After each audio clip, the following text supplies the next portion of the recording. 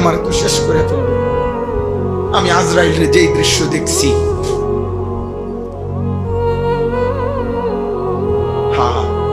স্বজনদেরকে ডাক দেয়।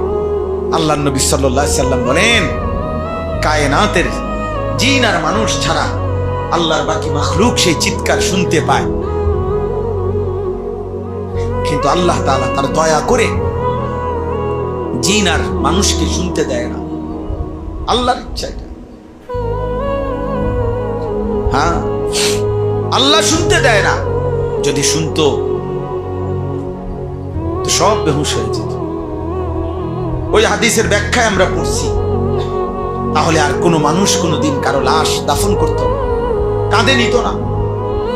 কেমনে নিব? আমি যদি আলগি দিলে চিৎকার মারি, যদি চিল্লানি মারি,